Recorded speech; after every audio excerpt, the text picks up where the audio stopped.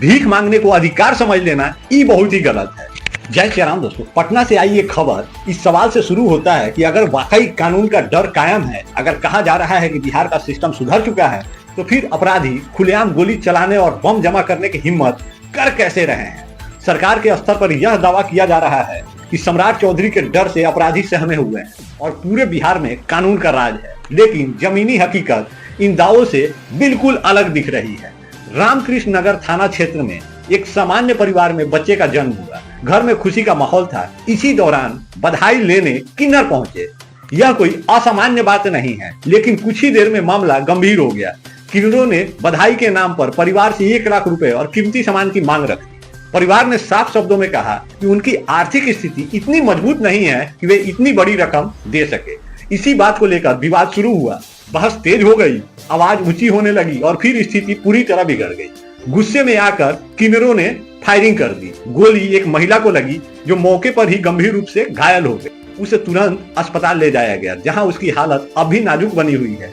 घटना के बाद पूरे इलाके में दहशत फैल गई है। यह घटना सिर्फ एक परिवार पर हमला नहीं है, यह इस बात का संकेत है कि अपराध करने वाले को कानून का डर नहीं रह गया है। अगर डर होता तो बधाई के नाम पर कोई हथियार लेकर नहीं आता। यहाँ सवाल सरकार से उठता है, क्या पहले ऐसी घटना में दोषियों पर इतनी सख्त और त्वरित कार्रवाई हुई है, यह संदेश जाए कि कानून से बचना नामुमकिन है, या फिर हर बार मामला समझौते, दबाव या ढीली कार्रवाई में खत्म हो गया है। सरकार ने किन्नर समाज को अधिकार दिए, यह जरूरी है और सही कदम भी है, लेकिन यह भी सुनिश्चित किया गया कि इन अधिकारों का दुरुपयोग करने वालों पर कड़ी निगरानी और सख्त सजा होगा। पहचान चाहे किसी की भी हो, हथियार उठाना अपराध है और अपराध को अपराध की तरह ही देखा जाना चाहिए। अब इसी पटना शहर की एक और तस्वीर सामने आती है। सैदपुर हॉस्टल, जहां छात्रों को पढ़ाई करनी चाहिए थी और भविष्य की तैयारी होनी चाहिए थी, पुलिस की कार्रवाई में यहाँ से 7 छात्र गिरफ्तार किए गए हैं। जब उनके कमरे की तलाशी ली गई तो जो मिला उसने सभी को चौंका दिया। हॉस्टल से 40 सुतली बम बरामद हुआ है। यह बम मजाक नहीं था, यह डराने का साजिश था। शुरुआती जांच में सामने आया है कि यह वर्चस्व की लड़ाई, दबदबा बनाने और इलाके में दहशत फैलाने की तैयारी का हिस्सा था। 21 तारीख को लेकर सवाल उठ रहे हैं, क्या कोई बड़ी वारदात होने वाली थी जो समय रहते टल गई? अगर पुलिस की कार्रवाई में देर होता तो इसका खामियाजा कितने निर्दोष लोगों को भुगतना पड़ता?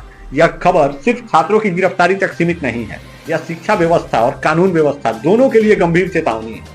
जब स्कूल और कॉलेज भी हिंसा और हथियार से सुरक्षित नहीं रहते तो यह पूरे सिस्टम पर सवाल खड़ा करता है। इन दोनों घटनाओं को जोड़कर देखा जाए तो एक बात साफ है, अपराधी यह मानकर चल रहे हैं कि कानून का असर सीमित है और यही सोच उन्हें गोली चलाने और बम जमा करने का साहस देती है। अगर सच में सिस्टम सुधरा होता, अगर कानून का डर जिंदा होता, तो ऐसी घटनाएं सोच के स्तर पर ही रुक जाती।